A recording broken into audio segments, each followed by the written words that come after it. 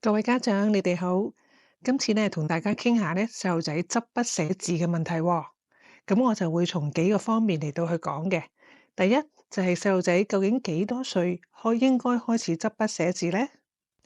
第二，如果細蚊仔係太過早去執筆寫字，會唔會有不良嘅後果呢？第三，點樣知道細蚊仔已經有條件去執筆寫字呢？最後會介紹一啲有趣嘅活動嚟到幫助細蚊仔預備佢哋去執筆寫字。開始執筆寫字，好多時其實都係因應咗學校嘅要求。2至3歲嘅細路仔就喺幼兒期，咁佢哋開始呢就可以畫一啲簡單嘅圖案，例如圓形同埋十字啊咁樣樣。手仔就會發展多啲精細動作，同埋更加成熟咁樣呢嚟到去揸住啲筆桿嘅。去到3、4歲就會開始模仿同埋寫字母同埋數字，去到4、5歲就可以畫一啲比較複雜嘅圖案，例如係正方形、三角形。去到5、6歲嘅時候，小朋友就比較成熟啦，可以畫一啲複雜嘅圖案啦，同埋寫字嘅時候呢，亦都已經係比較得心應手。根據好多嘅研究，細蚊仔開始學習書寫最佳嘅年紀呢，一般嚟講都係話喺4至6歲嘅。好多時都聽到有家長話，細路仔係被要求咧，係3至4歲度咧就已經開始寫啲好深嘅字，例如中文字裏邊蝴蝶啊呢啲咁嘅字，或者英文咧已經要寫句子啦。太早要求細嘅幼兒去寫字，係會帶嚟不良嘅後果。由於細路仔發展仲未到嗰個水平，佢做起上嚟就會非常之吃力，會令佢哋經歷到好明顯嘅挫敗感。令到佢哋對寫字甚至乎學習咧都會有負面嘅態度。過早要求小朋友去書寫，都會導致到佢哋嘅書寫嘅品質咧係唔好嘅，因為冇適當嘅控制同埋適當嘅手部力量咧，係令到佢哋寫字嘅時候都會養成咗一啲唔好嘅習慣，例如唔正確嘅執筆方法啦，同埋一啲錯誤嘅筆順，而呢啲將來都係會好難去改正嘅。同時，因為要彌補佢哋精細動作嗰個技術唔夠咧，佢哋都會養成咗一啲好低效率嘅習慣。佢哋揸筆可能會好大力，寫到張紙都幾乎穿咁滯，咁樣令到佢哋會好攰，同埋啲手指仔有時甚至乎係會痛同埋唔舒服。又或者佢哋會扭曲佢哋嘅手腕啊，或者係手臂嚟到去相就，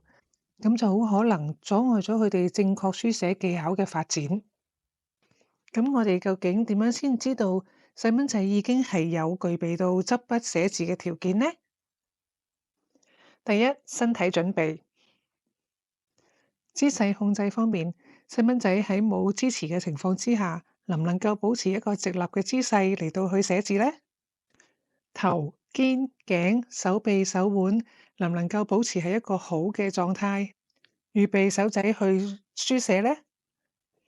精細動作方面，細蚊仔能唔能夠用3指握筆法嚟到去揸筆呢？細蚊仔能唔能夠執行需要精確手指動作嘅任務呢？例如可唔可以搭起一啲細嘅小積木呢？能唔能夠用鉸剪剪一啲簡單嘅形狀？可唔可以自己扣鈕同埋除鈕呢？喺視覺運動整合方面，小朋友能唔能夠協調手部或動作同埋視覺嘅輸入呢？喺空間感知方面，細蚊仔理唔理解上下遠近呢啲嘅概念呢？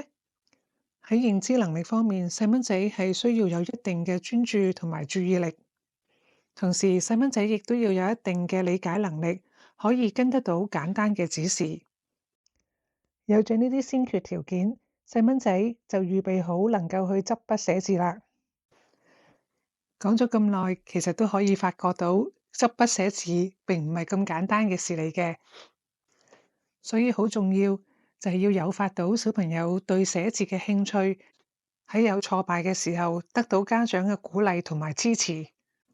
跟住落嚟同大家介紹一啲有效嘅活動，係幫助增強精細動作嘅技能、手眼協調，而過程裏邊呢，最緊要就係好玩喎。用黏土或者泥膠嚟到幫助細蚊仔增強手指、手同埋手腕嘅力量，活動可以包括係滾動佢啦、擠壓佢啦、捏佢啦，同埋揼佢都得㗎喎。咁當中咧可以鼓勵多啲用手指尖，特別係前三指，用手指尖嚟到去搣啦、捏啦，同埋去搓嘅動作。呢啲對控制鉛筆咧都有好大嘅幫助嘅。第二個活動係穿珠仔或者係穿線，呢啲都好能夠增強佢哋嘅手眼協調同埋精細動作嘅技能。初時嘅時候可以用一啲比較大嘅窿，同埋用一啲咧唔係線而係一啲條狀係比較有力嘅，咁讓啲小朋友咧做起上嚟咧係容易啲。除咗精細動作，都要訓練小朋友手嗰個握力。家長可以喺玩水嘅時候咧，俾小朋友一啲海綿，等佢吸咗水之後咧，就叫佢捏落去另外一個嘅桶仔嗰度。呢一個動作咧就模仿咗握筆啦，同埋操控鉛筆嗰個所需要嘅動作。開始學習寫字，唔一定要用紙同埋筆嘅，可以用一啲托盤填滿一啲沙啦，或者係鹽，俾細蚊仔咧用手指或者係棍仔喺當中畫出一啲形狀啊、字母啊、數字，咁樣咧係好玩好多之餘咧，亦都唔會有咁大嘅壓力。